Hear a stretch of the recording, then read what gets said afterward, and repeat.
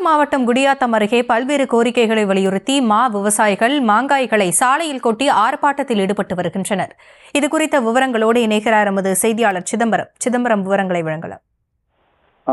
நிச்சயமாக வேலூர் மாவட்டம் குடியாத்தம் அதன் பரதராமி அதன் சுற்று வட்டார பகுதியில் 2000க்கும் மேற்பட்ட ஏக்கரை விவசாயம் செய்து வருகின்றனர்.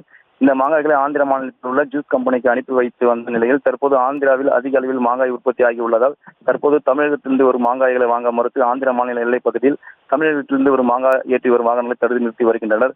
மேலும் ஆந்திர மாநில அரசு அளித்த மானியத் தொகையை போல தமிழக அரசு ஒரு டன்னுக்கு 4000 ரூபாய் விலை நிர்ணயம் செய்ய வேண்டும் என்றும் தமிழக மாங்காய் ஜூஸ் கம்பெனிக்கு ஒரு டன்னுக்கு 6000 வழங்க வேண்டும். மேலும் இதற்கு நிரந்தர தீர்வாக குறைந்தபட்ச ஆதார விலையாக ஒரு டன்னுக்கு 15000 தமிழக அரசு நிர்ணயம் செய்ய வேண்டும் என்பது பல்வேறு கோரிக்கைகளை வலியுறுத்தி இன்று தமிழக ஆந்திர எல்லைப் பகுதி என பரதராமி கிராம நிர்வாகம் அலுவலக அருகே மாங்காய் விவசாயிகள் ஆர்ப்பாட்டத்தில் மேற்கொண்டு வருகின்றனர்.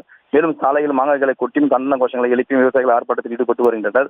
ஆர்ப்பாட்டத்தில் ஈடுபட்ட விவசாயிகளுக்கும் போலீசாருக்கும் வாக்குவாதத்தும் தள்ளுமுள்ளு ஏற்பட்டு வருகிறது.